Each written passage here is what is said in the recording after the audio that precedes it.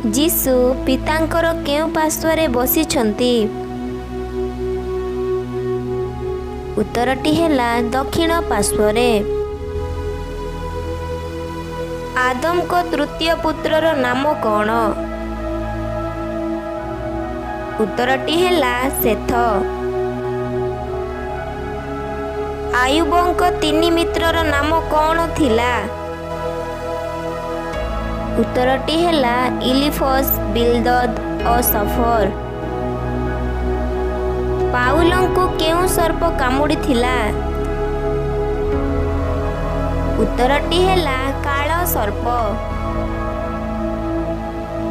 କିଏ ଆପଣ ନିର୍ମିତ ଫାଶୀ କାଠରେ ଫାଶୀ ପାଇଥିଲେ? ଉତ୍ତରଟି ହେଲା ହାମନ।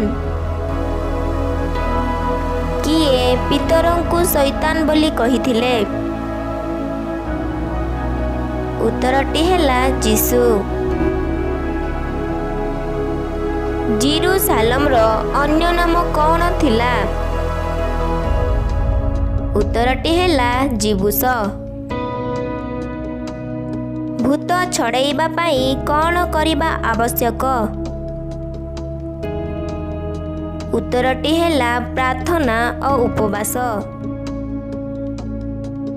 ଯୀଶୁ କେତେ ଥର ନିଜ ମୃତ୍ୟୁ ବିଷୟରେ ସୂଚନା ଦେଇଥିଲେ? ଉତ୍ତରଟି ହେଲା 3 ଥର।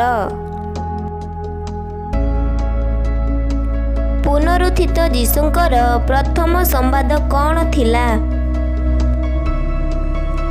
ଉତ୍ତରଟି ହେଲା ଗ ନାରୀ କାହିଁକି ରୋଦନ କରୁଅଛ?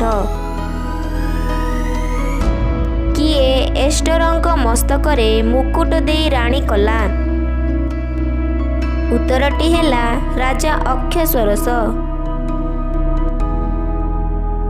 କେଉଁମାନେ ପୁନରୁତ୍ଥାନ ନାହିଁ କିମ୍ବା ଦୂତ ଅବା ଆତ୍ମା ନାହିଁ ବୋଲି କହନ୍ତି? ଉତ୍ତରଟି ହେଲା ସାର୍ଦୁକୀମାନେ। ପ୍ରିୟର ବନ୍ଧୁମାନେ, ଯଦି ଭିଡ଼ିଓଟି ଆପଣମାନଙ୍କୁ ଭଲ ଲାଗିଥାଏ ତାହେଲେ ଭିଡ଼ିଓଟିକୁ ଲାଇକ୍, ସେୟାର, କମେଣ୍ଟ କରି ଆମ ଚ୍ୟାନେଲଟିକୁ ସବସ୍କ୍ରାଇବ୍ କରିବେ।